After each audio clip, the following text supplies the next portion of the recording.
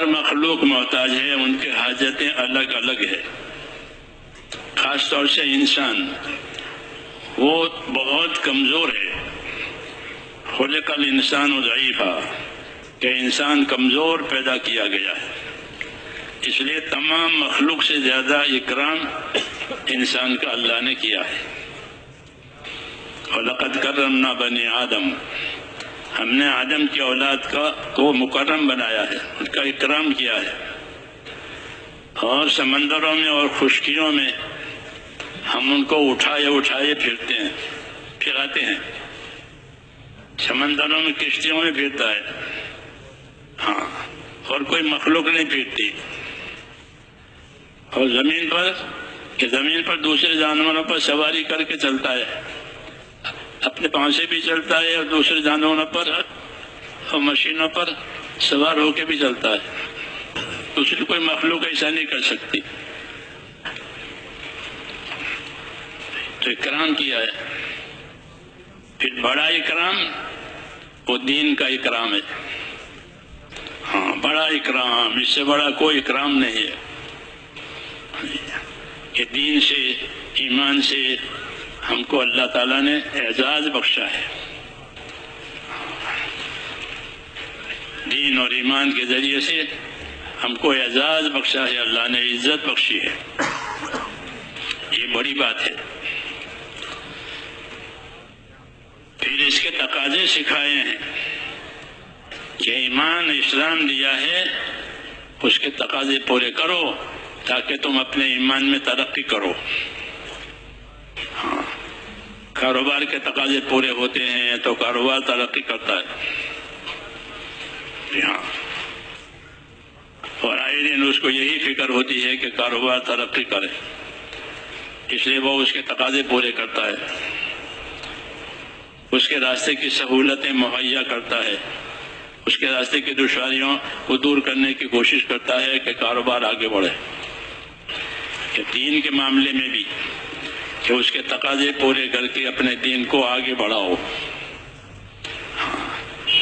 اپنی دینداری کو اوپر سے اونچے لے جاؤ، اپنی دینداری کو اونچی کرو، اپنی دینداری کو اچھی کرو، بہتر کرو، اور دنیا میں دین کے لیے راستہ بناؤ۔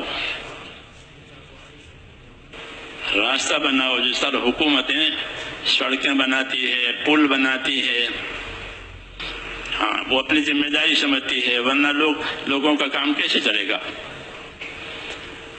اچھی سے اچھی سڑکیں، پھر اچھی سے پل، ہاں، ایک کاروبار چلے، زندگی کی ضروریات سہولتوں کے ساتھ پوری ہو جائے۔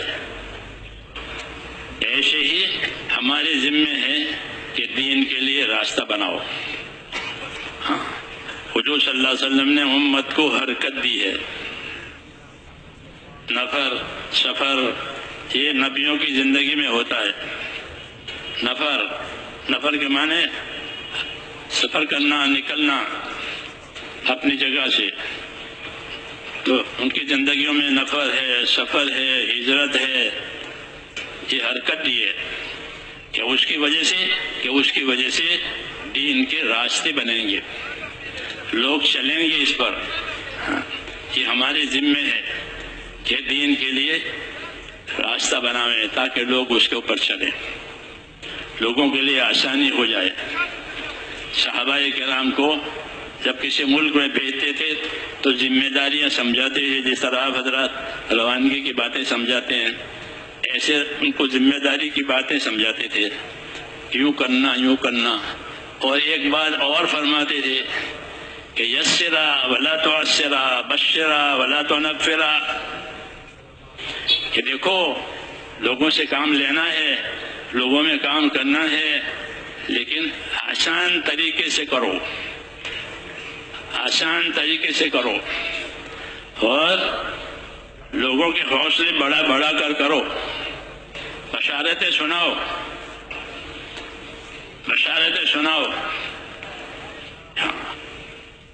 جب بشارتیں سنیں گے مسلمان، چونکہ مسلمان ہے تو اس کے اندر عمل کی تحریک ہوتی ہے۔ بشارت سننے کی وجہ سے کہ اللہ یہ دیں گے، اللہ یہ دیں گے، اور تم عمل کرو گے تو یہ ملے گا، تو اندر تحریک ہوتی ہے، تو اس کے لیے عمل آسان ہو جاتا ہے۔ اس لیے فرماتے تھے کہ بشرا، بشارتیں سنانا لوگوں کو۔ نبی کو بھی یہی حکم ہے کہ فبشر العباد، اے نبی بشارتیں سناؤ، خوشخبریاں سناؤ انعام اکرام کی، تاکہ تحریک ہو جائے دلوں میں، جذبہ پیدا ہو جاوے، حوصلہ بڑھ جاوے، اور ذمہ داری پوری ہونا آسان ہو جائے۔ دنیا ذمہ داریوں کے پورا کرنے کی جگہ ہے، آخرت بدلہ پانے کی جگہ ہے۔ جو ذمہ داری پوری کرے گا اس کو آخرت کا بدلہ ملے گا، اور دنیا میں ذمہ داریوں کے راستے کی مددیں ملے گی، کیونکہ آدمی اپنی ذمہ داریوں کے پورا کرنے میں مدد کا بھی محتاج ہے، اور ذمہ داری کا بھی ذمہ دار ہے، لیکن اپنی ذمہ داریوں کے پورا ہونے میں وہ مدد کا محتاج ہے، تو کہ مدد بھی کریں گے، ذمہ داریاں اڑی جائے گی تو مدد بھی ہوگی۔ فرمایا المعونۃ علی قدر المعونہ، کہ اللہ کی مدد اتنی حاصل ہوگی جتنی ذمہ داری پوری کی جائے گی۔ ذمہ داری نہیں اڑی ہے پھر مدد کا کوئی سوال نہیں پیدا ہوتا۔ مدد کے آنے کا راستہ ذمہ داریوں کا اوڑھنا ہے، کہ ذمہ داریوں کو اوڑھ لو بس، کہ اس کے بعد مدد ہے۔ بعض دفعہ ذمہ داریوں کے لینے کے بعد آسانیاں آتی ہے، بعض دفعہ ذمہ داریاں اوڑھنے کے بعد مشکلات بھی آتی ہے۔ دنیا ہے، یہاں اجالا بھی ہوتا ہے، اندھیرا بھی ہوتا ہے، تنگی بھی ہوتی ہے، وسعت بھی ہوتی ہے، تو کبھی ذمہ داریوں کے اٹھانے میں دشواری آتی ہے، کہ کوئی بات نہیں، دشواری کے پیچھے آسانی آئے گی۔ یہ بھی سمجھایا کہ دشواری ہے، دشواری کے پیچھے آسانی آئے گی۔ دنیا امتحان کی جگہ ہے، اس لیے یہاں دشواریاں آتی ہیں، گرمی، سردی، بارش، الگ الگ۔ ان حالات میں جو کام کیا جائے گا تو اللہ تعالیٰ کام کا بھی بدلہ دیں گے اور حالات کا بھی بدلہ دیں گے، کہ کس حال میں کام کیا تھا، کہ دشواری کے ساتھ کام ہوا ہے، کہ دشواری کا بھی بدلہ دیں گے اور عمل کا بھی بدلہ دیں گے۔ سردی میں وضو کیا، سخت سردی ہے تو سردی کا بھی انعام ملے گا، وضو کا بھی انعام ملے گا، سردی کا بھی انعام ملے گا اور وضو کا بھی انعام ملے گا، کیونکہ یہ دین ہے۔ دین کا معنی ہی بدلہ، دین عربی کا لفظ ہے، دال یہ نون، دین کا کیا ترجمہ ہے؟ دین کا ترجمہ جزا اور بدلہ۔ اگر بددینی ہے تو برا بدلہ آئے گا، بہترین یہ ہے دین میں تو بہتر بدلہ آئے گا، بدلہ ضرور آئے گا۔ دین کے معنی ہی بدلہ، لانا یا دینوں، بدلہ دینا۔ دین کے راستے سے حق تعالیٰ شانو ذمہ داری بھی دیں گے، بدلہ بھی دیں گے۔ بگاڑا ہے دین کو، برا بدلہ آئے گا، برے حالات آئیں گے اور برے نتیجے آئیں گے۔ بنایا ہے کہ اچھے حالات آئیں گے، اچھا بدلہ ملے گا۔ بدلہ تو ہے ہی، اللہ کی صفت ہے دیان۔ اللہ کی صفت کیا ہے؟ دیان، جیسے غفار، ستار، رحمان، ایسے دیان۔ کہ دیان کا کیا مطلب ہے؟ کہ دیان کا مطلب ہے بدلہ چکانے والا۔ قیامت میں اللہ اعلان کرے انا الدیان، میں بدلہ چکانے والا ہوں، اس لیے ذرے ذرے کا حساب ہوگا۔ ایک ذرے کے برابر نیکی ہے کہ ہاں لے لو، ایک ذرے کے برابر بدی ہے کہ بھگتو۔ کیوں؟ فرمایا انا الدیان، میں بدلہ چکانے والا ہوں، جہاں انصاف کرنے والا ہوں۔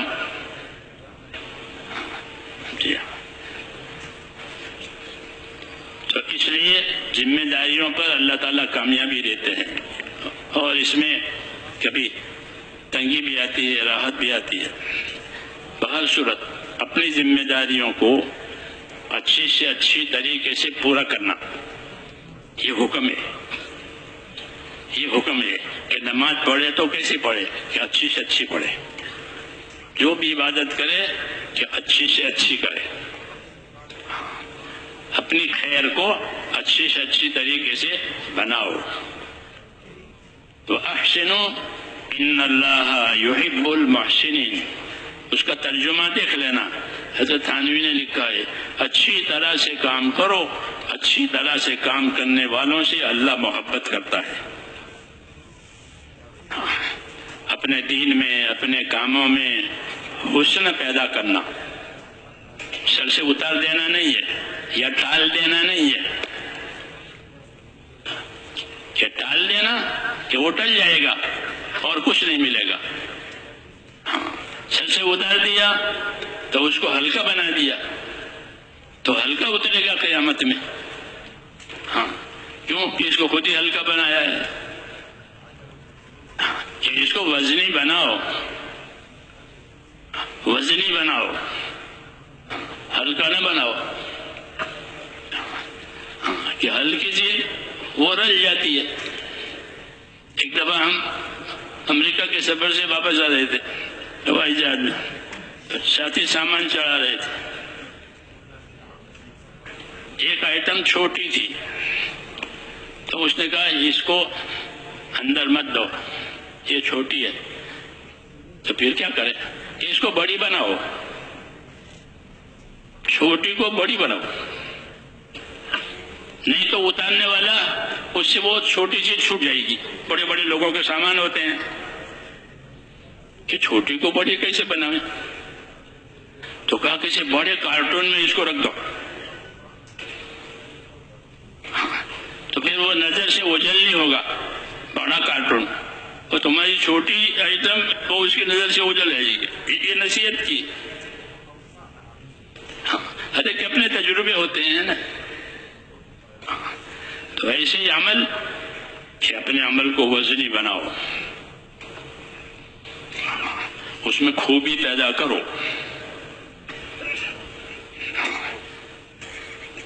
کہ خوبی کیسے پیدا ہوگی اور کیا خوبی ہوتی ہے عمل کی؟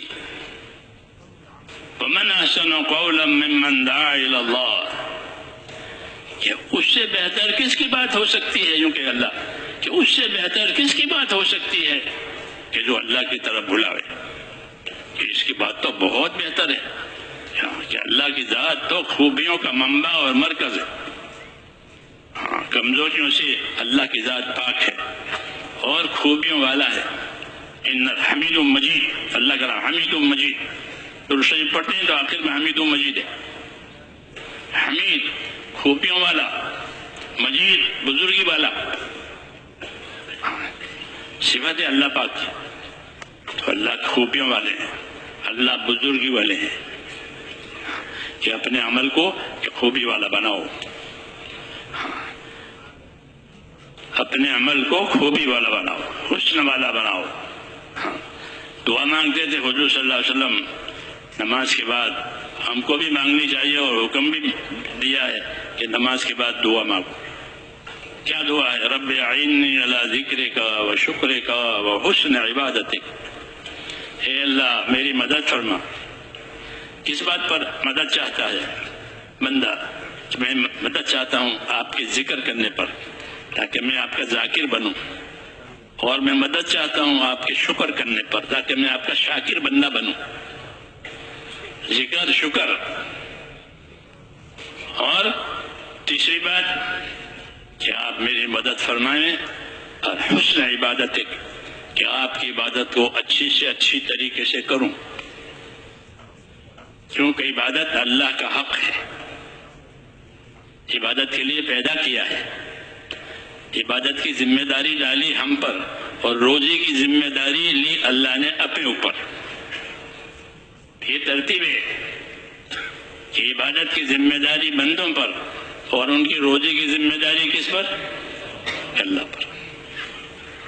وما خلقت الجن والانس الا لیعبدون، میں نے جنوں کو اور انسانوں کو صرف اپنی عبادت کے لیے پیدا کیا. ما اريد منهم من رزق، میں ان سے روزی نہیں چاہتا. وما اريد ان يطعمون، اور یہ بھی نہیں چاہتا یہ مجھے کھانا کھلا رہے. یہ کیا کھانا ہے؟ ان اللہ هو الرزاق ذو القوة المتین. کہ اللہ، رب اللہ سے کہا ان اللہ، اپنا ذاتی نام ہے اللہ کا، کہ اللہ کہ وہ تو بہت روزی دینے والا ہے، بہت بڑی طاقت اور اس کی ہستی ہے، اس لیے روزی تم سے روزی نہیں چاہتا تم سے. تم عبادت کرو، روزی کا مسئلہ ہمارے ہاتھ میں ہے. تم نے کا عبادت کی ذمہ داری ہم پر ڈالی، روزی کی ذمہ داری اپنے ذمہ لی. یہ احسان ہے اللہ تعالیٰ کا. تو اس لیے حضور فرماتے ہیں حسن عبادت ایک، کہ میں آپ کی عبادت اچھی سے اچھی کروں، اس کے لیے میری مدد فرما، میرا ہاتھ بٹا. اعانت، کہ میرا ہاتھ بٹا. ہاتھ بٹانے کو کہتے ہیں، کرنا تو ہے ہی، کوئی بھاری کام ہو گیا میرا ہاتھ بٹاؤ، تو مجھے کرنا تو ہے ہی ہے، لیکن آپ اچھی سے اچھی عبادت کرنے میں میرا ہاتھ بٹاؤ. تو میرے دوستو، عمل میں چاہے دعوت کا عمل ہو، عبادت کا عمل ہو، کوئی عمل ہو، کہ وہ خوبی والا ہونا چاہیے. ہاں، خوبی والا ہونا چاہیے. کہ اس کی کیا خوبی ہے؟ کہ سب سے پہلے اس کی خوبی، عمل کی خوبی، نیت کی خوبی. اچھی سے اچھی نیت سے کام کرے، یہ پہلی خوبی ہے. کہ اپنی نیتوں کو اچھا سے اچھا بناؤ. ہاں، کوئی فالتو غرض عمل کے پیچھے نہ ہو، بلکہ نیت اچھی سے اچھی ہو. کہ اچھی سے اچھی نیت کیا؟ تو صحابہ کے بارے میں اللہ نے فرمایا کہ ان کے ارادے اور ان کی چاہت جو نیت کی وجہ سے ہوتی ہے وہ کیا ہوتی تھی؟ تو فرمایا کہ یبتغون فضلا من اللہ ورضوانا، کہ وہ حضرات کیا چاہتے تھے؟ کہ وہ اللہ کا فضل ایک تو چاہتے تھے، اور ایک اللہ کی خوشنودی چاہتے تھے، کہ بس آپ فضل فرما دیں اور ہم سے ہمیشہ کے لیے راضی ہو جائیں. تو ہمیشہ اللہ راضی رہے اور اللہ کو راضی کرنے کے لیے کام کرے، یہ نیت کی خوبی ہے. اس کا استحضار و دھیان کرے کہ میں یہ کام اللہ تعالیٰ کو راضی کرنے کے لیے کر رہا ہوں. نیت کی وجہ سے عمل عبادت بنتا ہے. نیت نہیں ہے تو عادت بنتا ہے. جیسے ہم چائے پی لیتے ہیں، کھا پی لیتے ہیں، کوئی نیت نہیں، عادت ہے، کھاتے پیتے ہیں. اور نیت کرے تو، کہ نیت کرے تو وہ عمل بن جاتا ہے. اس لیے نیت کی خوبی سب سے پہلے کہ نیتوں کو اچھی سے اچھی اور اونچی سے اونچی، اونچی سے اونچی اور اچھی سے اچھی نیت بناؤ. آدمی کو وہ ملے گا جو اس کی نیت میں ہوگا. تو حسن نیت، کہ اچھی نیتوں کے ساتھ کام کیا جاوے. اللہ کو خوش کرنا ہے، اللہ کے بندوں کے ساتھ ہمدردی کرنی ہے، کیونکہ انبیاء کرام علیہ السلام کا یہی طور طریقہ ہوتا تھا کہ وہ کام کو صرف اللہ کے لیے کرتے تھے. اپنی قوم سے کہتے تھے دیکھو میں کام کرتا ہوں، محنت کرتا ہوں، تمہاری خدمت بھی کرتا ہوں، لیکن میں تم سے کچھ نہیں چاہتا، مجھے تم سے کچھ نہیں لینا ہے. تم میرا اجر جو ہے اور میرا بدلہ وہ اللہ کے ذمہ ہے. نہ مجھے تمہارے مال میں شرکت کرنی ہے، نہ تمہاری حکومت میں شرکت کرنی ہے، نہ تمہاری جائیداد میں شرکت کرنی ہے. مجھے نہیں چاہیے تمہاری چیز، مجھے تمہاری چیز نہیں چاہیے. ہاں تم میری بات لے لو. کیوں؟ کہ میں اس کو اللہ کے لیے کرتا ہوں اور تمہاری بھلائی چاہتا ہوں. تو نیت میں مخلوق امت کی ہمدردی، جس طرح نیت میں اللہ تعالیٰ کی رضامندی چاہنا، اس طرح دین کے کام کرنے والے اپنی نیتوں میں امت کی ہمدردی کی نیت کرے کہ امت کے ساتھ ہمدردی کرنی ہے، امت کے ساتھ بھلائی کرنی ہے، اور اپنے دین کی نصرت کی نیت کرے کہ یہ کام میں اللہ کے دین کی نصرت کے لیے کر رہا ہوں، ہاں تو نصرت کا بھی اجر ملے گا، امت کے ساتھ خیرخواہی اور ہمدردی کا بھی اجر ملے گا، جی ہاں اللہ کو خوش کرنے کا بھی اجر ملے گا۔ حسن نیت، اپنی نیتوں کو اچھی سے بناؤ کہ جو مخلصین ہوتے ہیں، اخلاص والے ہوتے ہیں، وہ ہدایت کے چراغ ہوتے ہیں۔ جیسے چراغ سے روشنی ہو رہی ہے، ایسے مخلصین کی وجہ سے کہ حق کی روشنی پھیلے گی، باطل کا اندھیرا ٹلے گا۔ المخلصون ہم مصابیح الہدی، جو مخلصین ہیں وہ ہدایت کے چراغ ہیں، اور انہی کی وجہ سے دنیا کے فتنے چھٹیں گے۔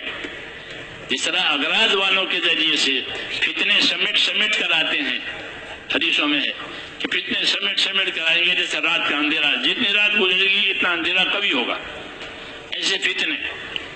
لیکن جب مجمع مخلصین کا ہوگا، اخلاص والے کچھ نہیں چاہتے،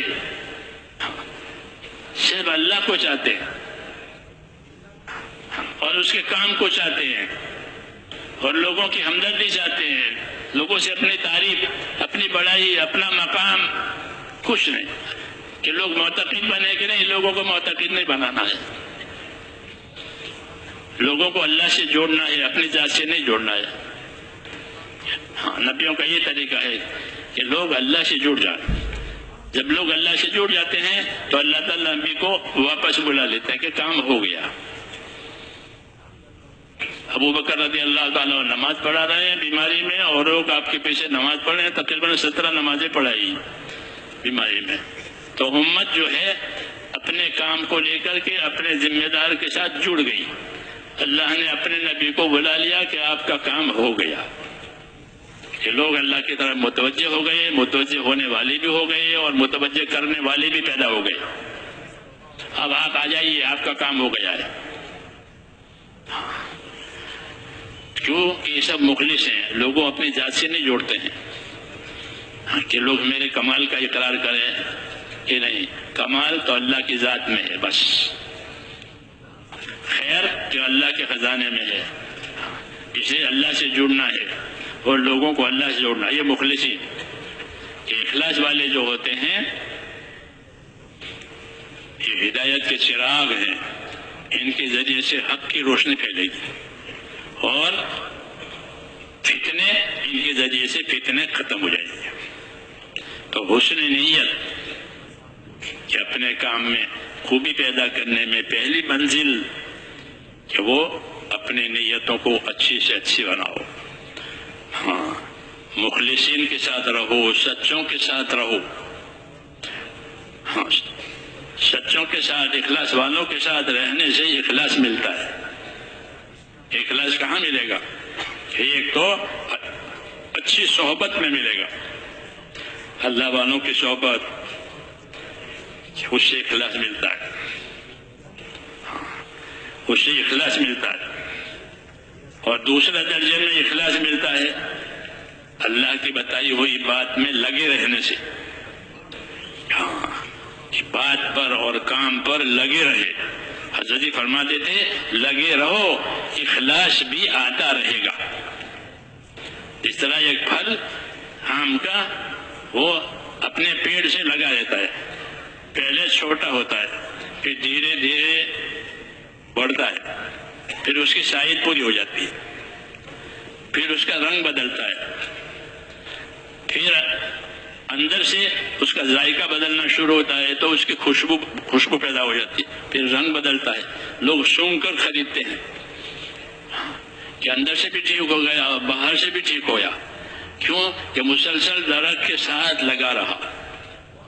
فرماتے تھے کہ لگے رہو، لگے رہو، اخلاص بھی آتا رہے گا۔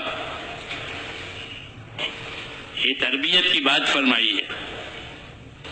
حالات آتے ہیں آدمی کے کام میں لگنے پر، اچھے برے، ہاں کبھی بھاری حالات آتے ہیں، کبھی ہلکے حالات آتے ہیں مختلف جگہ سے، لیکن فرمایا لگے رہو. اگر کٹ کر وہ پھل نیچے گر جاتا ہے پھر اس کی کوئی حیثیت نہیں ہوتی.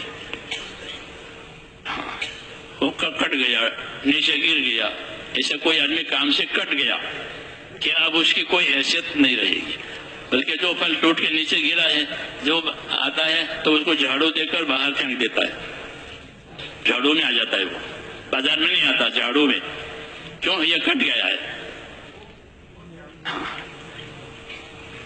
فرماتے تھے کہ لگے رہو، اخلاص بھی آتا رہے گا. جیسے وہ پھل آم کا میں نے کہا کہ وہ لگا رہا ہے تو وہ اپنی ترقی پر جاتا ہے، پھر وہ پک جاتا ہے اور کھانے کے لائق، خریدنے کے لائق، بازار میں لانا کے لائق، ملکوں میں بھیجنے کے لائق. جب یہ وہ کوالٹی ہے جو باہر جائے گی. مال کی ایک قسم باہر جاتی ہے، مال کی ایک قسم اندرون میں رہتی ہے. جہاں یہ اس کی سطح اونچی ہو گئی، یہ پورے عالم کے لیے مفید ہو گیا یہ پھل. ایسے ہی میرے دوستو انسان کی حالت ہے کہ جب وہ اپنے مقصد زندگی کے ساتھ اخلاص سے ہر حال میں لگا رہے گا پھر اللہ تعالیٰ اسے اوپر لائیں گے، پوری دنیا کے لیے اس کو خیر کا ذریعہ بنائیں گے. طوبى لعبد جعله الله مفتاحا للخير ومغلاقا للشر. خوش نصیب ہے وہ بندہ کہ جس کو اللہ خیر کے پھیلنے کا اور شر کے مٹنے کا ذریعہ بنا دے. جیسے نبوت ہوتا ہے نبی کہ نبی کے ذریعے سے خیر آتی ہے، شر ختم. مکہ فتح ہو گیا تو حضور یہ قل جاء الحق وزهق الباطل. حق آ گیا، باطل مٹ گیا. باطل کو تو مٹنا ہی مٹنا ہے. نبی خیر کا ذریعہ ہوتا ہے، حق کے پھیلنے کا ذریعہ ہوتا ہے. تو اچھی نیت، اپنی نیتوں کی نگرانی کریں کہ ہاں نیت کہ دل کا رخ کس طرف ہے. اگر دل کا رخ غیر خدا کی طرف ہے تو اخلاص ختم. کہ دل کا رخ غیر خدا کی طرف نہیں، مجھے کوئی دیکھتا ہے، مجھے کوئی کیا کہے گا، مجھے کچھ نہیں، کچھ نہیں. اللہ دیکھتا ہے، اللہ دینے والا ہے، اللہ حساب لینے والا ہے. ہاں تو دل کا رخ اللہ کی طرف ہو جاوے. جب آدمی سیدھا چلتا ہے تو اللہ تعالیٰ اس کے دل کو بھی سیدھا کر دیتے ہیں. پھر اس کے اخلاص کی وجہ سے اس کے عمل کی قیمت بڑھ جاتی ہے. جی ہاں، تو ایک خوبی اپنے کام میں اخلاص کی ہے کہ اپنی نیتوں کو مخلص. تو نیت کی خوبی، پھر اعمال کی خوبی ہے کہ اعمال اچھے سے اچھے وجود میں آئے. اچھے اعمال، اللہ نے اعمال دیے ہیں ہم کو، اس کے طریقے دیے ہیں. جی ہاں، فرائض بھی ہے، نوافل بھی ہے، جی ہاں واجبات بھی ہے، یہ سب اعمال دیے ہیں. اچھی نیت، اچھے اعمال. کوئی عمل ہلکا نہیں ہے، کوئی بھی عمل ہلکا نہیں ہے، اس کی بڑی قیمت ہے. اس لیے ہر نیک عمل کو کرنے کی حرص. فرمایا کہ کسی نیک عمل کو ہلکا مت سمجھو، کسی عمل کو ہلکا مت سمجھو، اس کا بدلہ اللہ کے ہاں بڑا ہے. اگر اپنے بھائی سے خندہ پیشانی سے مل سکو کہ مومن بھائی ہے، اس کو خندہ پیشانی سے مل کہ یہ بھی کرو، کہ یہ بھی عمل ہوگا، اس کا بھی بدلہ ملے گا، اور جو بدلہ ملے گا وہ ہمیشہ کے لیے ملے گا. اخلاص والوں کو اچھی نیت، اچھے اعمال. اعمال کی تو اللہ کی طرف سے ہدایت ہوتی ہے. ہاں اس کے حکم ہوتے ہیں، نبی کے طریقے سے اس کے طریقے ہوتے ہیں. تو اللہ کا حکم اور نبی صلی اللہ علیہ وسلم کا طریقہ یہ آتا ہے تو وہ اعمال اچھے بنتے ہیں. اس لیے اس کا علم ہونا چاہیے کہ اللہ کا کیا حکم ہے اور اس کا نبی کا کیا طریقہ ہے، تاکہ وہ عمل اچھا بنے. نہیں تو رواجی ہو جائے گا. حکم کی رعایت نہیں ہے، طریقے کی رعایت نہیں ہے، نیت کی رعایت نہیں ہے تو وہ رواجی چیز ہے. دین جب رواج میں آ جاتا ہے تو وہ دین برباد ہو گیا. اس کی حقیقت ختم ہو گئی. اس لیے حکم ہے کہ اپنے اعمال کو یہ حکم والا، طریقوں والا، اخلاص والا، یہ اپنے اعمالوں کو بنانا ہے. اس کا علم ہمارے پاس ہونا چاہیے. تو نیت کی خوبی، عمل کی خوبی یہ اپنے اندر بنانی ہے. تیسری کہ اخلاق کی خوبی، کیا اخلاق کی خوبی، کہ اچھے اخلاق. اخلاق کا تعلق بندوں سے ہوتا ہے، نیت اور عمل کا تعلق اللہ سے ہوتا ہے. اللہ نیتوں کو اور عملوں کو دیکھتے ہیں. اور اخلاق کا تعلق، کہ اخلاق کا تعلق بندوں سے ہوتا ہے. ہاں، کہ اللہ کے بندوں میں بندے بن کر کے رہو. یہ فرماتے تھے حضرت جی کہ اخلاق بندوں میں بندہ بن کر رہو. ہاں، نہ اپنی بڑائی ہے، نہ اپنی بڑائی تسلیم کروانی ہے، نہ کوئی حقیر ہے، نہ کسی کو حقیر جاننا ہے. ہاں، حقدار کا حق دینا ہے، حقدار کا حق دینا ہے. ہاں، کہ اللہ کے بندوں میں بندہ بن کر کے رہنا. اخلاق، اپنی ذات سے فائدہ پہنچانا، دوسروں سے نفع کی امید نہیں رکھنا. اخلاق اسلام میں اس کی بڑی اہمیت ہے. رسول اللہ صلی اللہ علیہ وسلم کو اخلاق والا موضوع پورا اور کامل دیا ہے. انک لعلی خلق عظیم، کہ آپ اخلاق کے بہت اونچے معیار پر ہیں.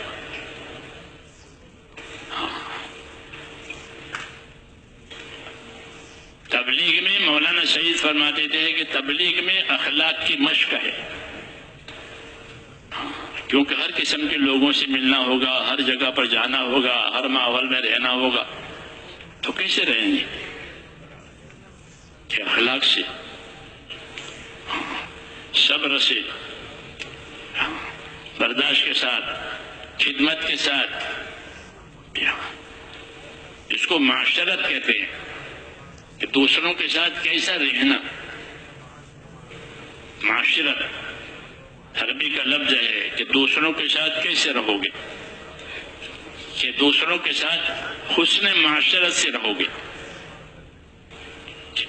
اچھی طرح دوسروں کے ساتھ ہمارا برتاؤ ہوگا.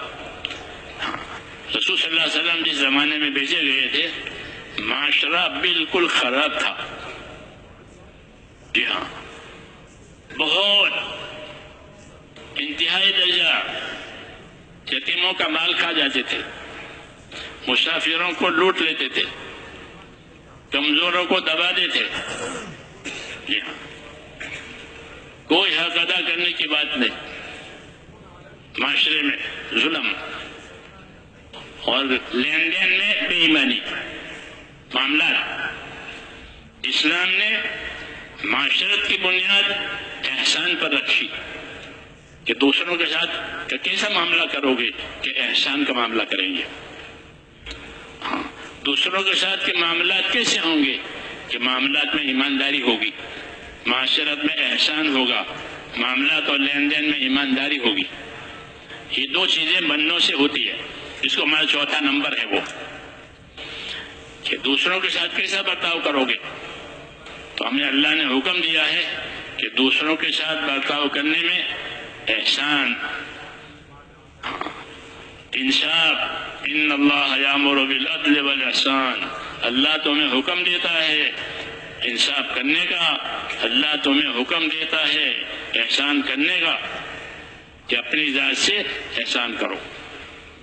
تو اسلام میں جو معاشرت اور رہن سہن ہے، معاشرت کا معنی رہن سہن، اس کی بنیاد احسان پر رکھی ہے. اور اس کی کیفیت کیسی ہوتی ہے معاشرت کی؟ حضرت فرماتے تھے کہ ہماری معاشرت میں سادگی اور حیا ہے. ہم اپنی معاشرت اور رہن سہن میں سادہ اور حیا اور شرم، یہ ہمارے معاشرے کی کیفیت ہے کہ ہمارا معاشرہ سادہ ہوگا، اس میں اسراف نہیں ہوگا، فضولیات نہیں ہوگی. سادہ، شادی کریں گے وہ بھی ایسی، مکان بنائیں گے وہ بھی ایسا، کھانا پینا وہ بھی ایسا سادہ. کہ معاشرت میں سادگی، اور دوسرا کہ معاشرت میں شرم اور حیا. یہ ہمارے معاشرت کی خاصیت ہے. ہم کو حیا کی تعلیم دی ہے، حیا کی تعلیم دی ہے، اور کہا حیا یہ ایمان کا شعبہ ہے، با حیا رہو. حضور صلی اللہ علیہ وسلم کی سیرت میں ہے کہ حضور صلی اللہ علیہ وسلم میں کنواری لڑکی سے بھی زیادہ شرم اور حیا تھی، کیونکہ شرم و حیا یہ برائی سے روکنے میں بہت قوی اثر رکھتا ہے. تو ہمارا رہن سہن کہ سادہ، حیا والا، احسان والا، انصاف والا. ہاں جی ہاں، جب یہ معاشرہ بنے گا تو غلط معاشرے والے اس میں آ کر جڑ جائیں گے. مدینہ منورہ کی یہی خوبی تھی، ورنہ جاہلیت تو ہر جگہ تھی. جب حضور صلی اللہ علیہ وسلم تشریف لائے، آپ نے اپنی دعوت دی، آپ نے اپنی تعلیمات دی، تو لوگوں کی معاشرت بدل گئی، لوگوں کا رہن سہن بدل گیا، کہ ان کے اندر انصاف کی، احسان کی، ہمدردی کی یہ کیفیت پیدا ہوئی، اور وہ بھائی ہو گئے. دشمن تھے بھائی ہو گئے، احسان کرنے والے ہو گئے، حق ادا کرنے والے ہو گئے. تو جب یہ معاشرہ ہوا تو دوسرے معاشرے میں جو لوگ پریشان ہو رہے تھے، کیونکہ وہاں تو ظلم ہے، بے انصافی ہے، تو کٹ کر کے یہاں آ جاتے تھے. الحمدللہ اس دعوت و تبلیغ کا جو رخ ہے وہ معاشرے والا رخ ہے. ہمارے پاس کوئی دولت نہیں ہے، ہمارے پاس کوئی حکومت نہیں ہے، ہمارے پاس کوئی اقتدار نہیں ہے. پھر یہ کام کس بل پر چل رہا ہے؟ کہ یہ معاشرت کے بل پر چل رہا ہے، کہ ہم لوگوں کو اپنا بھائی بنا کر کے کام میں لگاتے ہیں. گش میں آپ حضرات بات کرتے ہیں، دیکھو بھائی ہم آپ اور بھائی ہیں، ہم نے اپنے کلمہ پڑھا ہے لا الہ الا اللہ محمد. یہ بنیاد اخوت کہ حضور صلی اللہ علیہ وسلم کی محنت سے یہ چیز پیدا ہو گئی. حیات الصحابہ کا دوسری جلد جو ہے وہ اس میں یہ چیز ہے کہ لوگوں کو ایک بنا دیا بھائی چارے کے ساتھ، کسی دوسرے غرض پر نہیں کہ تمہاری اکثریت ہو جائے گی اور کہ نہیں. بھائی بنو، کونوا عباد اللہ اخوانا. یہ آپ کی آواز ہے، یہ آپ کی دعوت ہے کہ کونوا عباد اللہ اخوانا. اللہ کے تو بندے بنو، ہاں بڑے نہ بنو، بڑے نہ بنو. بڑا کون ہے؟ بڑا کون ہے؟ اللہ بڑا ہے. اللہ اکبر. زمینوں میں آسمانوں میں بڑائی صرف اللہ کی ذات کے لیے ہے. وَلَهُ الْكِبْرِيَاءُ فِي السَّمَاوَاتِ وَالْأَرْضِ. اللہ ہی کے لیے بڑائی ہے، آسمانوں میں بھی اور زمینوں میں، اور اللہ ہی معبود ہے آسمانوں میں بھی اور زمینوں میں بھی. تو بڑائی کہ بڑائی یہ تو اللہ کے لیے ہے اور کسی کے لیے نہیں ہے. جو بڑائی جو اپنے اندر بڑائی لاوے گا اللہ اس کو نیچا کرے گا. وہ اللہ سے مقابلہ کر رہا ہے، کیونکہ بڑائی میں کوئی شریک نہیں ہے. جو اپنے آپ کو بڑا بناوے کہ وہ ذلیل ہوگا خدا کی بڑائی کے سامنے. کل کبریا اور ردائی کہ بڑائی یہ تو میرا پوشاک ہے، میری چادر ہے. اب جو بڑائی اختیار کرتا ہے وہ میرے پوشاک کو کھینچتا ہے. یہ فرمایا کہ جو بڑا بنتا ہے کہ وہ گویا میرے پوشاک کو، میرے چادر کو کھینچ رہا ہے. اندازہ لگاؤ کسی کے لباس کھینچے. ہاں اسے بڑائی کسی کا حق نہیں ہے سوائے اللہ کے. اس لیے نبی کی دعوت ہے کہ کونوا عباد اللہ اخوانا. اللہ کے تو بندے رہو، ہر وقت اس کے سامنے جھکے رہیں، اس کی خدائی کے سامنے. ہاں جھکنا کہ اللہ کو جھکنا پسند ہے. سجدے میں بندہ ہوتا ہے تو وہ سب سے زیادہ اللہ سے قریب ہوتا ہے. سجدے کی آیت پڑھی اور سجدہ کیا. قرآن شریف میں سجدے کی آیتیں ہیں. سجدے کی آیت پڑھ کر کے جب بندہ سجدہ کرتا ہے تو شیطان دور جا کر کے روتا ہے. حدیثوں میں کہ کیوں کہ امر ابن آدم بالسجود فسجد فلہ الجنہ، کہ آدم کے بیٹے کو سجدے کا حکم ہوا، وہ سجدہ کرتا ہے، اس کی جنت ہے، مجھے سجدہ کا حکم ہوا، میں نے انکار کیا تو میں مردود ہو گیا۔ سجدے کی قدر ہے اللہ کے ہاں، وہ بھی جانتا ہے۔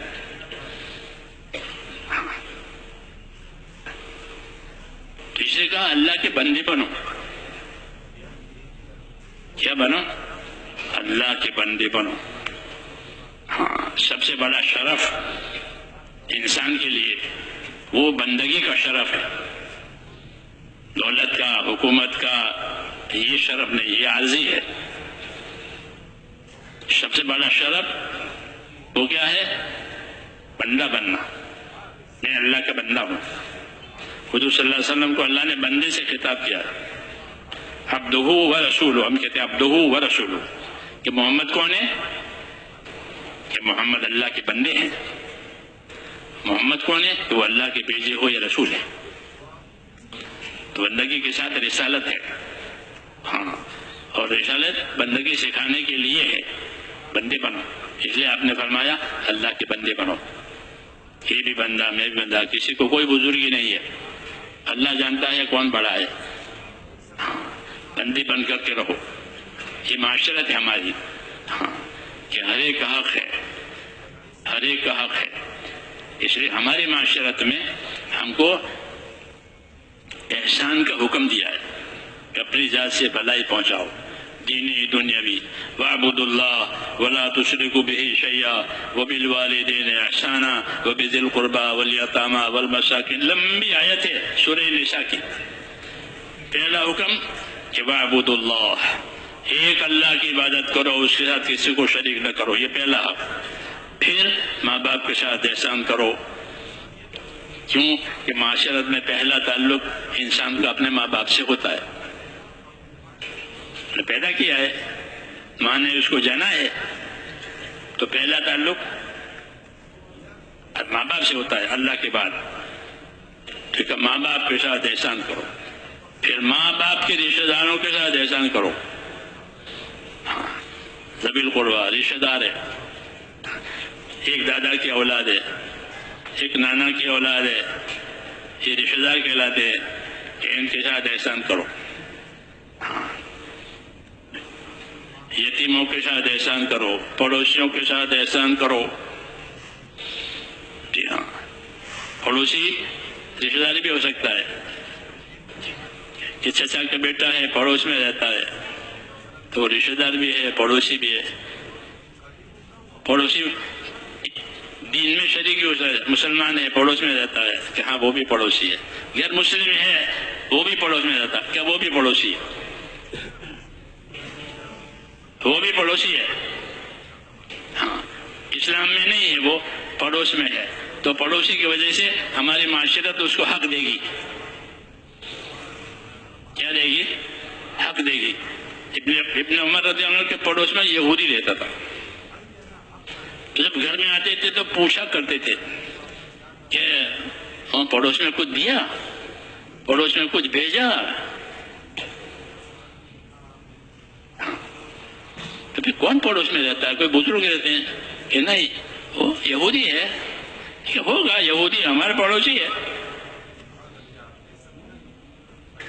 ہم کو اس کے ساتھ اس نے سلوک کا حکم ملا ہے کہ پڑوسی کے ساتھ احسان کرو،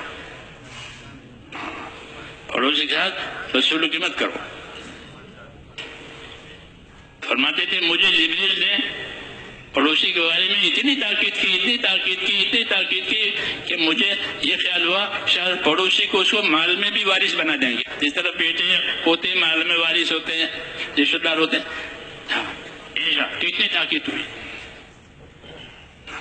کیوں کہ یہ ہماری معاشرت کا حق ہے کہ ہمارے ساتھ وہ رہ رہا ہے، تو اس کو ہماری طرف سے احسان کا حکم ہے۔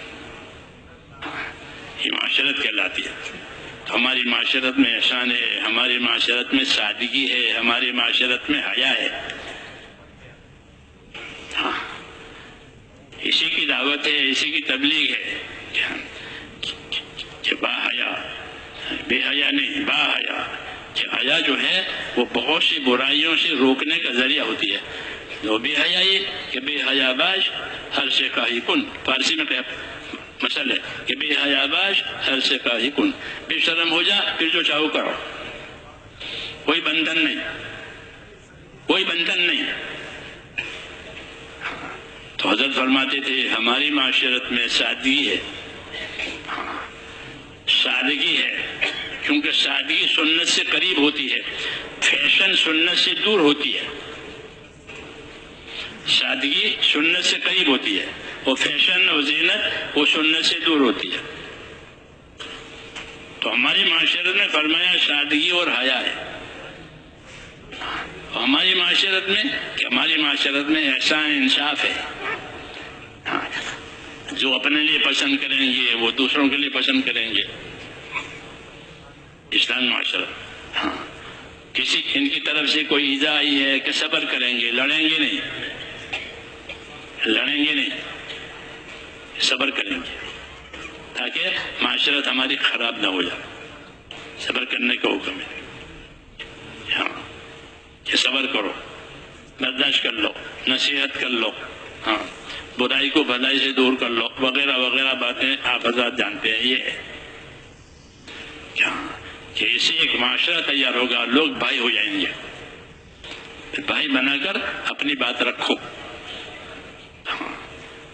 یہ کام جو ہمارا پھیلا ہے وہ کسی اقتدار سے، کسی حکومت کی طاقت سے، کسی فنڈ سے، کسی مال سے، کسی وقف سے نہیں کرا کہ بھائی اس کے پیچھے کوئی فنڈ ہے، اس کے پیچھے کوئی وقف ہے، کوئی ٹرسٹ ہے جو ان کو چلا رہا ہے. کچھ نہیں ہے. الحمدللہ یہ بات لوگوں نے بہت خوض لگا کر کے کی ہے. تو معلوم ہوا کہ کچھ نہیں ہے، یہ اپنے مال جان سے چلتے ہیں، ان کو کوئی طاقت نہیں چلا رہی ہے. اور پھر ان کے ذریعے سے بھلائی پھیل رہی ہے. جیلوں میں جماعتیں جاتی، جیل میں، کیونکہ جیل میں تو گنہگار لوگ ہی ہوتے ہیں، تو جیل میں کام ہوتا ہے. جیل میں قیدی نمازی بن جاتے ہیں، دین سیکھتے ہیں، رمضان آتا ہے تو روزے بھی رکھتے ہیں، تراویح بھی پڑھتے ہیں. ہاں، اچھی کارگزاری ہے اور وہ بھی پسند کرتے ہیں. حالانکہ وہ زہر کے سالے افسران جو ہے وہ تو سب سارے کے سارے غیر ہیں، لیکن بھائی جو چیز اچھی ہوتی ہے وہ تو سب کو اچھی لگتی ہے. انسان تو ہے ہی وہ. ہاں، تو جیل میں یہ معاشرہ تیار ہوتا ہے. نمازیں پڑھتے ہیں، دین سیکھتے ہیں، رمضان آتا ہے تو روزے رکھتے ہیں، تراویح پڑھتے ہیں، تو ان کو یہ معاشرہ اچھا لگتا ہے. تو ایک جگہ ساتھی کام کر رہے تھے تو وہ جیل کے افسر کہنے لگے کہ رمضان میں بہت سکون ہوتا ہے، جب آپ لوگ روزے رکھتے ہو تو وہ مہینہ بہت سکون کا، نہیں تو یہ لڑتے ہیں قیدی، رمضان میں سکون ہوتا ہے. تو کہنے لگا سارا سال رمضان بناؤ. وہ افسر یہ کہہ رہے کہ سارا سال رمضان بناؤ. تو یہ بات دراصل حضور صلی اللہ علیہ وسلم کی بات ہے. حضور نے فرمایا، فضائل رمضان میں پڑھا ہوگا، کہ میری امت کو حقیقت معلوم ہو جائے کہ رمضان کیا چیز ہے تو میری امت تمنا کرے گی کہ سارا سال رمضان رہے. جی ہاں، وہ اس کی سمجھ میں آئی یہ بات، کیونکہ حق ہے، حق تو سمجھ میں آتا ہے کہ وہ یہ کہہ رہا ہے ساتھیوں سے کہ سارا سال رمضان بھر سکون رہتا ہے. ہاں، تو یہ کام ہمارا، اس کی بڑی بنیاد یہی ہے کہ معاشرت پر چل رہا ہے، کوئی اس کے پیچھے نہیں ہے سپورٹ. جیسے دنیا کی تحریکوں کے پیچھے سپورٹ ہوتے ہیں، وہ ہمارے پاس کچھ نہیں ہے. ہمارا مال ہے، ہماری جان ہے، ہمارا دین ہے. غریب ہو تو پیدل چلے گا، یا پیدل چلنے کا تقاضا ہوتا تو پیدل چلے گا. ہاں، کیوں کہ کام کرنا ہے، آخرت بنانی ہے، موت کے بعد کی زندگی دیکھنی ہے، وہ اصل ہے. تو پھر اس سے یہ معاشرہ تیار ہوتا ہے، یہ بھائی بن جاتے ہیں لوگ. ان میں دینی محبتیں ہوتی ہیں، ان کو کنٹرول نہیں کرنا پڑتا. یہ دیکھو ہزاروں آدمی بیٹھے ہیں، ان کو کوئی کنٹرول نہیں. ان کو کنٹرول کرنا تو جہاں کوئی بڑی گیدرنگ ہوتی ہے، بڑا مطلب تو کنٹرول کرنا پڑتا. یہ نہیں، کوئی کنٹرول نہیں، یہ کنٹرول میں ہے. یہ کیوں کہ ان کا معاشرہ ہے. جی ہاں، کہ ہمارے اپنے معاشرے میں ہم ایسا رہنا ہے، ایسا رہنا ہے، ایسا رہنا ہے. ہاں، بھائی بن کر کے رہ رہے ہیں، تو یہ بھائی بندی کا کنٹرول ہے، دوسرا کوئی کنٹرول نہیں. حضور نے لوگوں کو بھائی بنایا. فَأَصْبَحْتُمْ بِنِعْمَتِهِ إِخْوَانًا، کہ تم اللہ کی نعمت سے، انصار سے فرمایا تم دشمن تھے، اور تمہاری زندگی میں یہ فرق آیا کہ تم اللہ کی نعمت سے یعنی محمد صلی اللہ علیہ وسلم سے، آپ کے دین سے تم بھائی ہو گئے. یہی اس کی تاثیر ہے. حضور فرماتے بھی یہی تھے کہ کونوا عباد اللہ اخوانا، کہ اللہ کے بندے رہو، آپس کے بھائی رہو. اللہ کے بندے بن کر اللہ کا حق ادا کرو، اس کے دین کا حق ادا کرو، اس کے دین کے مددگار بنو، اس کے دین کے لیے راستے بناؤ. جی ہاں، وہ بھائی بنو کہ ان کے ساتھ ہمدردی کرو، ان کے ساتھ حسن سلوک کرو، ان کے ساتھ انصاف سے رہو. پھر یہ ایک ہو جائیں گے. اس کو معاشرت کہتے ہیں. ہاں، کہ آپس کا رہن سہن صحیح ہو گیا، حق ادا کرنے والا ہو گیا، کہ بہت بڑی خرابیوں سے نجات ہو گئی. ہاں، ورنہ جاہلیت کا معاشرہ بہت برا تھا، کوئی بدی باقی نہیں تھی جو اس معاشرے میں نہ ہوتی. تو اپنے معاشرے کو صاف کیا. جی ہاں، احسان پر اس کو لگایا، انصاف پر لگایا. ایسے ہی معاملات کو صاف کیا، لین دین. کیوں کہ رہن سہن میں لین دین بھی کرنا پڑے گا، خریدنا پڑے گا، بیچنا پڑے گا، مزدوری، یہ لین دین کہلاتا ہے، کمائیاں. تو معاملات کو بھی آپ نے صاف کیا، لین دین کو صاف کیا. اسلام میں معاملات کی بنیاد امانت داری پر ہے. جس طرح معاشرت کی بنیاد احسان پر ہے، ایسے ہی معاملات کی بنیاد، لین دین کی بنیاد امانت داری پر ہے، کہ ہمارا لین دین امانت داری پر ہوگا. ہاں، کسی کی ایک پائی بھی ہم کھوٹی نہیں کر سکتے.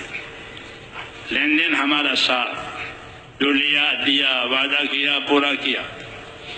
کہ اپنے معاملات کو صاف رکھو. معاملات کا دین آخر میں آتا ہے. اچھی محنت ہو جاتی ہے تو پھر لوگوں میں کمائیوں والا دین آتا ہے. پہلے عبادت والا دین آتا ہے. جسے اس محنت سے عبادت والا دین آیا، لوگ نمازی بن گئے، لوگ حاجی بن گئے، لوگ ذکر کرنے والے، تلاوت کرنے والے، عبادت کرنے والے بنے. حضرت فرماتے تھے ہماری محنت صحیح طریقے پر چلی تو سب سے پہلے عبادت کا دین زندہ ہوگا. سب سے پہلے عبادت کا دین زندہ ہوگا. چنانچہ حج کثرت سے لوگ حج کرتے ہیں، کثرت سے عمرہ کرتے ہیں، روزے رکھتے ہیں، خیرات کرتے ہیں، نمازیں پڑھتے ہیں، ذکر کرتے ہیں. عبادت کا دین آیا. جب عبادت کی نہیں صحیح ہو جائے گا تو پھر اس کی تاثیر سے پھر لین دین صحیح ہوگا. ہاں، لین دین کا دین مشکل ہے. ہاں، اس لیے اس میں ایمان کی طاقت چاہیے. حرام سے بچنے کے لیے ایمان کی طاقت کام کرتی ہے. اس لیے ایمان کو طاقتور بنایا. پھر شراب حرام ہوئی، ورنہ شراب تو ان کی گھٹی میں پڑی ہوئی تھی. سودی کاروبار عام تھے. جو تجارتیں تھی نام کی تجارتیں تھی، اندر جوا تھا. اوپر سے تجارت، اندر سے جوا. جاہلیت کی جو تجارتیں ہوتی تھی، بیوعات جاہلیہ، جاہلیت کے بیوعات، جاہلیت کا لین دین، تو وہ کیا تھا کہ اوپر سے تجارت، اندر جوا کی معاملات تھے. اندر حضور صلی اللہ علیہ وسلم نے اس کو صاف کر دیا کہ معاملات میں امانت داری ہوگی، امانت داری سے رہو. ہاں، مال کا عیب نہیں چھپایا جائے گا، جس کا حق ہے وہ اس کو ادا کیا جائے گا. اس لیے ایمان کو طاقت دی. جب ایمان میں طاقت آئی پھر سود حرام ہو گیا. آخر میں حرام ہوا ہے وہ. اور اپنے گھر سے شروع کیا. عباس ابن عبد المطلب کا سود، عباس ابن عبد المطلب چاچا، ان کے سودی کاروبار تھا، بہت لوگوں کے ذمے ان کا سودی قرضہ تھا. سود کی حرمت آئی تو حضور صلی اللہ علیہ وسلم نے اپنے گھر سے شروع کیا کہ عباس ابن مطلب کا جتنا سود ہے وہ ختم، جو اصل مال ہے وہ ملے گا، سود نہیں ملے گا. تو اپنے گھر سے ختم کرایا. کیوں؟ اب ایمان میں طاقت آ گئی تو لین دین میں صفائی آ گئی، ہاں تجارتوں میں صفائی آ گئی. ایک مرتبہ اناج کی منڈی، اناج کے بازار میں سے گزر ہوا، گیہوں کے ڈھیر لگے ہوئے تھے. آپ نے اندر ہاتھ ڈالا تو اندر سے گیہوں بھیگے ہوئے نکلے، اوپر سوکھے ہوئے، اندر بھیگے ہوئے. اس سے پوچھا یہ کیا؟ اگر کوئی پورا ڈھیر خریدے تو اوپر تو سوکھا ہے، نیچے تو بھیگا ہوا ہے. تو اس نے کہا یا رسول اللہ رات میں بوندیں ہو گئی، رات میں بوندیں ہو گئی تو پانی پڑ گیا، یہ ہوا ہے. تو اس کو آپ نے فرمایا کہ دیکھو دھوکہ نہیں ہونا چاہیے کہ اوپر سوکھا نیچے گیلا. ویسے ایسا اگر کوئی کرے اور دھوکہ دے تو دھوکہ دینے والا ہم میں نہیں ہے. اب نکال دیا، من غشنا فلیس منا. جو ہم کو دھوکہ دے، ہمارے آدمیوں کو دھوکہ دے، ہمارے خریداروں کو، وہ ہم میں نہیں ہے، کہ ہم دھوکہ باز نہیں ہیں. تو معاملات کی بنیاد امانت داری پر یہ سکھایا ہے.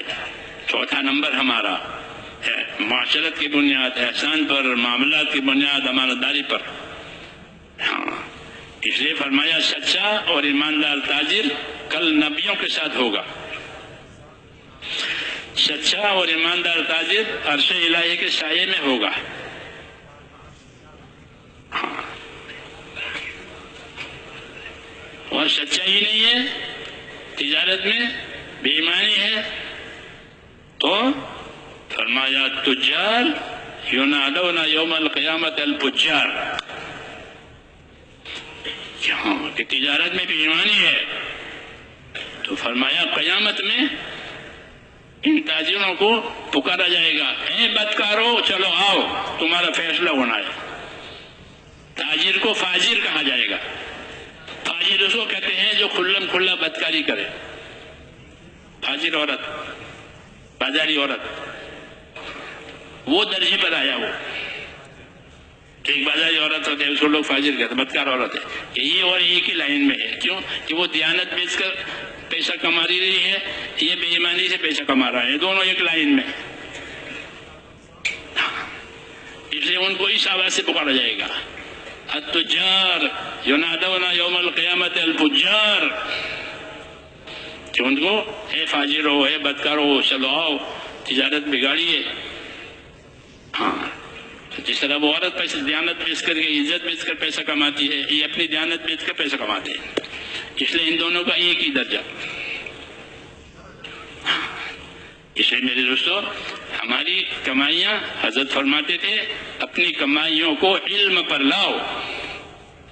جیسے عبادت کو علم پر لاتے ہیں کہ سجدہ فرض ہے، رکوع فرض ہے، جی ہاں فلاں چیز نماز میں مکروہ ہے، فلاں چیز وضو میں مکروہ ہے، یہ علم ہے عبادت کا. ایسے اپنی کمائیوں کو کس پر لاؤ؟ کہ علم پر لاؤ. ہاں یہ کمائی کا یہ رخ صحیح ہے، کمائی کا یہ رخ غلط ہے. تو جاہلیت کی جو کمائیاں ہوتی تھی اس میں یہی چیز ہوتی تھی کہ یا سود ہوتا تھا یا جوا ہوتا تھا. یعنی ایک طرف فائدہ ایک طرف نقصان. جوا میں یہ ہوتا ہے، سود میں بھی یہ ہوتا ہے. ایک کو تو فائدہ ہو جاتا ہے، دوسرے کو نقصان ہوتا ہے. جوا کھیلو، ہار جیت ہوئی تو ہار جیت میں کیا ہوگا؟ ایک طرف فائدہ، جو جیت گیا اس کو نفع ہو گیا، وہ ہار گیا اس کا نقصان ہوا، اس لیے اس کو حرام کیا. ایک طرف فائدہ ہو رہا ہے ایک طرف نقصان ہو رہا ہے، یہ معاملہ نہیں چلے گا. وہ تجارت تجارت میں ایسا نہیں ہے. تجارت میں دونوں کو فائدہ ہوتا ہے کہ گاہک کو اچھی چیز مل جاتی ہے اور تاجر کو اچھا نفع مل جاتا ہے. اس لیے فرمایا احل اللہ البیع وحرم الربا. اللہ نے بے کو یعنی بیچنے خریدنے کو تو حلال قرار دیا اور سود کو حرام قرار دیا، کیونکہ ایک طرف فائدہ ہے ایک طرف نقصان ہے. ہماری تبلیغ میں جو علم و ذکر ہے وہ یہی ہے کہ اس کا ہمارے پاس علم ہو، جو کام ہو اس کا علم، اور جو علم ہو اس کا عمل. تجارت کرے ضرور کرے تجارت، کیونکہ تجارت بہترین مشغلہ ہے روزی کمانے کا. دنیا بھی مانتی ہے، دین بھی مانتا ہے. آپ تجارت کا ویزا مانگیں نہیں دیں گے. میں تجارتی ویزے پہ جا رہا ہوں کہ ہاں کرو، ہمارے ملک میں آؤ تجارت کرو. کیوں کہ تجارت سے فائدہ ہی ہوگا. بین الاقوامی تجارتیں، جی ہاں تجارت ہے، نفع کی چیز ہے، اور دونوں کو نفع ملتا ہے، خریداروں کو بھی بیچنے والوں کو بھی. ہاں قانون ہی بتایا کہ اس میں ضمانت داری ہو تاکہ ایک طرفہ نفع نہ ہو جاوے ایک طرفہ نقصان نہ ہو جاوے. اس لیے عیب چھپایا نہ جاوے، مال کا عیب نہ چھپایا جاوے، مال کا عیب بتا دیا جاوے کہ اس میں یہ ہے، اس کو لینا ہے تو پھر اس کی یہ شکل ہے، اس کو بتا دے تاکہ بے ایمانی نہ ہو. تو یہ ایمانی باتیں ہیں ہر چیز میں کہ ایمان سکھایا، پھر ہر چیز میں ایمانداری، عبادت میں اخلاص، معاشرت میں احسان، معاملات میں امانت داری. یہ ایک ہی شاخ ہے سب جو ہر طرف جا رہی ہے. ایمان کی یہ سب شاخیں ہیں. اس لیے ایمان کی دعوت دی ہے، ایمان کی محنت کرائی ہے تاکہ ایمان کی اثرات ہر شعبے میں جائے. حضرت فرماتے تھے کہ ہمارے ہاں ہر شعبے کے فضائل ہیں، ہر شعبے کے مسائل ہیں. کوئی بھی شعبہ ہو، تجارت کا شعبہ ہے، زمینداری کا شعبہ ہے، مزدوری کا شعبہ ہے، حکومت کا شعبہ ہے، جو بھی شعبہ ہے ٹھیک ہے، اس کی ضرورت ہے، ہر شعبے کی ضرورت ہے. اس لیے ہمارے دین میں ہر شعبے کے فضائل ہیں، ہر شعبے کے مسائل ہیں. علم و ذکر ہماری تبلیغی محنت میں جو تیسرا نمبر ہے وہ اس کے لیے کہ جس شعبے میں ہو اس شعبے کا علم ہو کہ اس شعبے میں اللہ کیا کہتے ہیں، رسول کیا بتاتے ہیں، ان کا کیا طریقہ ہے، اس کا جاننا، اس کی فضیلت کا جاننا اور اس کے طریقے کو جاننا. تجارت کی فضیلت بھی ہے، تجارت کا طریقہ بھی ہے. زمینداری کی فضیلت بھی ہے، زمینداری کا طریقہ بھی ہے کہ زمیندارہ اس طرح کرو. زمیندارہ کے مسائل ہیں شریعت میں. اس لیے یہ چیزیں ہیں تو اہل علم سے پوچھ کر کے کرے تاکہ غلط نہ ہو جاوے. جس طرح دنیا کے کاموں کو لوگ پوچھ کے کرتے ہیں. کوئی سرکاری کام ہوتا ہے تو وکیلوں کے پاس جاتے ہیں، تعمیر کا کام ہوتا ہے بلڈروں کے پاس جائیں گے، علاج معالجہ ہے تو ڈاکٹروں کے پاس جائیں گے، ورنہ کیسے کام چلے گا؟ جانا پڑے گا. دین کا کام ہے تو کہ دین کا کام ہے تو دین کے جاننے والوں سے پوچھو تاکہ وہ تمہیں اس میں دینی روشنی دے. اس لیے فرمایا اپنے کمائیوں کو علم پر لاؤ، ورنہ کمائیاں ہوس پر جائے گی. ہوس زیادہ کمانا، کہ زیادہ کمانا منع نہیں ہے، غلط کمانا منع ہے، غلط کمانا منع ہے. ہاں اس لیے اپنے آپ کو اس غلطی سے بچانے کے لیے فرمایا کمائیوں کو علم پر لاؤ، عبادت کو بھی علم پر لاؤ. علم و ذکر اسی لیے ہے کہ ہر شعبے کا علم اللہ تعالیٰ نے اتارا ہے، باعتبار فضائل کے بھی اور باعتبار مسائل کے بھی. دعوت و تبلیغ کا یہ مقصد نہیں ہے کہ صرف نکلنا ہو جاوے اور واپس آنا ہو جاوے، کہ نہیں، نکلنا بھی ہے واپس آنا بھی ہے. نکلنا واپس آنا کہ اس سے استعداد پیدا ہوگی. کیا پیدا ہوگی؟ استعداد پیدا ہوگی کہ یہ کام اصولوں کے ساتھ چلا تو دین پر چلنے کی طاقت پیدا ہوگی. اس طرح ورزش کرنے سے بدن کو طاقت ملتی ہے. آدمی ورزش کرتا ہے تو بدن کو طاقت ملتی ہے. ہاں، اس کے جوڑوں کو، اس کے اعصاب کو قوت پہنچتی ہے. ہاں، ایسے ہی کہ دین کے لیے محنت، اس مجاہدہ، اس کی قربانیاں، کہ اس سے حکموں پر چلنے کی طاقت پیدا ہوگی. پھر حرام چھوڑنے کی طاقت پیدا ہوگی. نہیں تو حرام چھوڑنے کی طاقت نہیں پیدا ہوتی. حرام سے محبت ہو جاتی ہے. کہ شراب سے محبت تھی، پھر شراب سے نفرت ہو گئی. پھر شراب کو گرا دیا، پھینک دیا، اور جتنی برائیاں تھی وہ زندگی میں سے نکل گئی کہ اسے بچنے کی طاقت پیدا ہو گئی. محنت کا یہ بڑا فائدہ ہے کہ اس سے استعداد پیدا ہوتی ہے کہ منکرات سے بچنا، معروفات کو کرنا، زندگی کی ذمہ داریوں کو سمجھنا، یہ استعداد پیدا ہوتی ہے. جب استعداد پیدا ہو تو اب استعداد کے ساتھ اس کے عمل کرنے کے طریقے سیکھنے چاہیے. نہیں تو جہالت دور نہیں ہوگی. محنت وجود میں آئے گی، جہالت دور نہیں ہوگی. جہالت تو علم سے دور ہوگی اور غفلت ذکر سے دور ہوگی. ہاں، ہر عمل کا ایک اثر ہوتا ہے، ہر عمل کا ایک اجر ہوتا ہے. یہ یاد رکھو، ہر عمل جو ہمیں دیے گئے ہیں اس میں دو پہلو ہے. ایک پہلو ہے اس میں اجر کا ہے، اجر ملے گا، اور ایک پہلو اس کے اثر کا بھی ہے کہ اس کا اثر ہوگا. جیسے کہ تہجد کی نماز پڑھو تو تہجد کی نماز کہ اس کا اجر ہے وہ الگ ہے کہ وہ جنت کے بالا خانوں میں رہیں گے جو رات کو اٹھتے تھے اپنے آرام کو قربان کر کے. یہ تو اس کا اجر ہے. اور تہجد کا اثر کیا ہے کہ تہجد کا اثر یہ ہے کہ تہجد کی نماز گناہوں سے روکتی ہے اور بدن میں تندرستی لاتی ہے. یہ اس کا اثر ہے کہ تہجد پڑھا کرو کہ تہجد کی نماز میں گناہوں سے روک ہے اور بدن کی صحت و تندرستی ہے. جسے صدقہ دیا کرو کہ صدقہ کرنے سے کہ اللہ کا غضب ٹھنڈا ہوگا، گناہ معاف ہوں گے اور بلا بیماری دور ہوگی. یہ اثر بتایا، وہ اجر بتایا. تو دونوں چیزیں ہوتی ہے، اس کا اثر، اس کا اجر.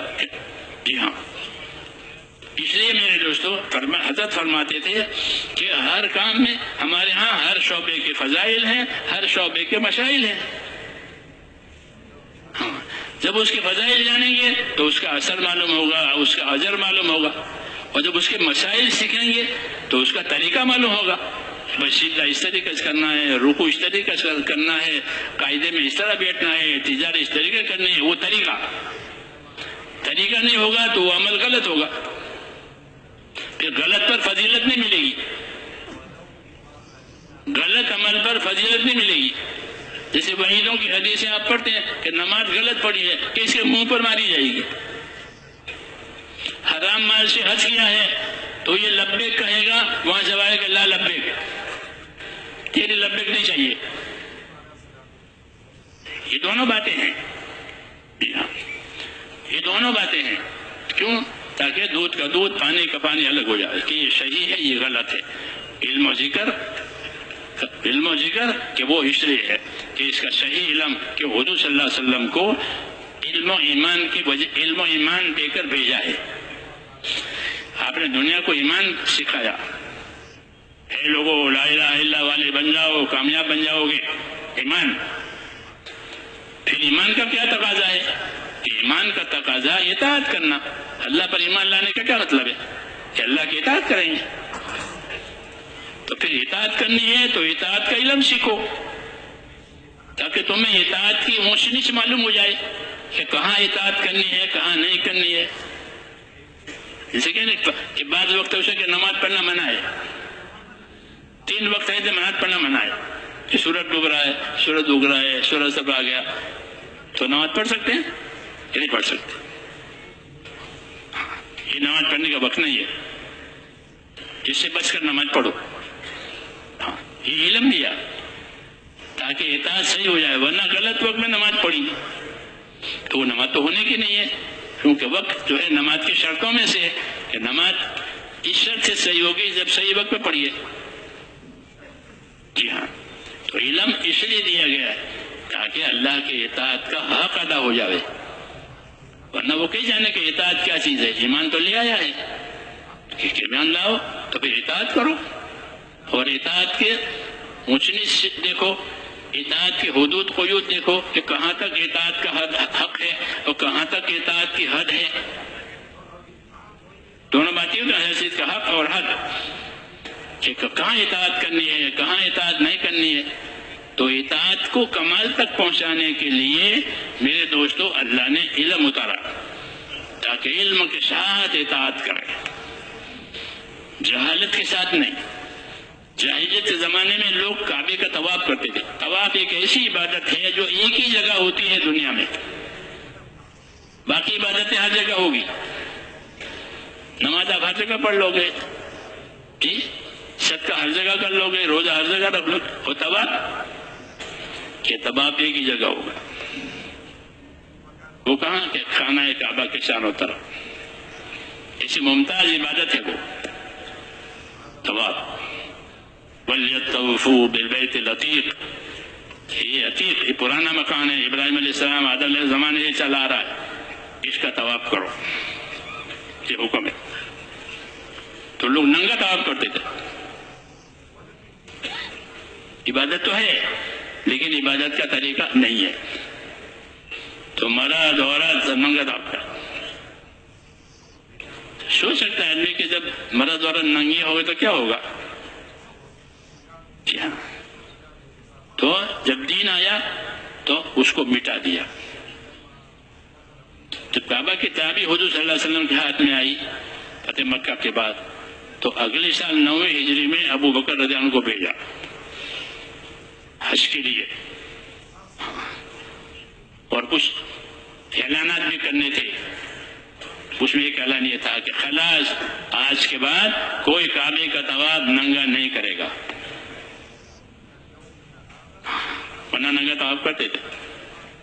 تو ہے تو عبادت لیکن طریقہ غلط ہے، اس لیے اس کو بند کیا، کیونکہ یہ اطاعت نہیں ہے، یہ تو گناہ ہے. کہ ننگا رہنا، ننگا رہے لباس ہر حال میں فرض ہے. نماز پڑھے تو بھی لباس، نماز نہ پڑھے تو بھی لباس. ایک لباس ایسی چیز ہے کہ اس کی فرضیت اس کا لازم ہونا ہر جگہ، ننگا حرام ہو جانا حرام ہے.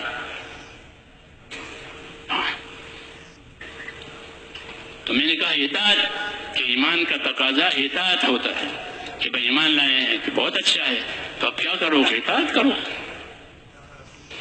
اطاعت کے طریقے سمجھانے کے لیے رسول بھیجا جاتا ہے. رسول کی اطاعت اللہ کی اطاعت، اس میں کوئی تغیر نہیں ہے. من یطیع الرسول فقد اطاع اللہ، جس نے رسول کی اطاعت کی اس نے اللہ کی اطاعت کی. کیوں کہ رسول طریقے بتائیں گے. عبادت تو صرف اللہ کی ہوگی، عبادت رسول کی نہیں ہوتی، عبادت اللہ کی ہوتی ہے. پھر عبادت کے طور طریقے رسول بتائیں گے. ہر چیز کے طور طریقے، عبادت ہو، معاشرت ہو، معاملات ہو، لین دین ہو، سب ان کے طریقے بتائے. ان طریقوں کو سنبھالنا اس کا نام اطاعت ہے. اطاعت، اس لیے رسول اپنی اطاعت کی دعوت دے گا. فاتقوا اللہ واطیعون، اللہ کی نافرمانی سے بچو اور میری اطاعت کرو. قرآن پاک میں نبی اپنی امتوں سے قوموں سے یہ کہتے تھے کہ فاتقوا اللہ واطیعون، اللہ سے ڈرو. عبادت اسی کی جائے گی، اس کی نافرمانی سے بچایا جائے گا، لیکن نافرمانی سے بچنے کے میری اطاعت کرو. میں تمہیں بتاؤں گا اطاعت کا کیا طریقہ ہے اور معصیت اور گناہ کیا ہے. اس سے میرے دوستو دین میں اور دینداری میں کمال آئے گا. حضور صلی اللہ علیہ وسلم نے جو دین دیا ہے ہم کو وہ کامل دیا ہے، پورا پورا. ہر بات کی طریقے، اس کے حکم، اور پھر اس کی تعلیم، پھر اس کی دعوت. کہ دعوت دو، کہ دعوت کی کیا غرض ہے؟ کہ دعوت کی غرض یہ ہوتی ہے کہ دعوت کی محنت سے دلوں میں طلب آئے گی. یہ دعوت ہے اس لیے کہ اس سے دلوں میں طلب آئے گی. وہ دعوت میں فضائل چلتے ہیں، فضائل، وعدے وعید ہیں کہ اس سے اندر حرکت ہوتی ہے. عمل میں فضیلت سنی تو حرکت ہوگی، وعید سنی تو ڈر ہوگا. یہ سنا جاتا ہے اسی قسم کی باتیں ہوتی ہے تو اندر تحریک ہوتی ہے کرنے کی چیزوں کی اور نہ کرنے کی چیزوں کی. یہ فضائل دعوت فضائل کے ساتھ تاکہ استعداد پیدا ہو جائے. فرمایا اپنے ماں باپ کے ساتھ اچھا سلوک کرو گے تمہاری اولاد تمہارے ساتھ اچھا سلوک کرو گی. یہ فضیلت کہ ماں باپ کے ساتھ اچھا سلوک کرو. اگر ماں باپ کے ساتھ تمہارا سلوک اچھا رہا تو تمہاری اولاد تمہارے ساتھ اچھا سلوک کرے گی. اسے تحریک پیدا ہوگی میرے ماں باپ کیوں کہ آج میں ان کا بیٹا ہوں کل اپنے بیٹوں کا باپ بنوں گا تو مجھے ان سے کیا چیز دیکھنی ہے کہ میری اولاد میری بات مانے کہ پھر تو تیرے باپ کی بات مان. یہاں لیا یہاں دیا فضائل کہ ماں باپ کے ساتھ نیکی کرو تمہاری اولاد تمہارے ساتھ نیکی کرے گی. یہ فضائل کا لاتے سے تحریک ہوتی ہے. جی ہاں اس لیے دعوت میں یہ علم چلتا ہے اس کا استحضار اس کا دھیان. یہ جتنا استحضار اور دھیان اس کا زیادہ ہوگا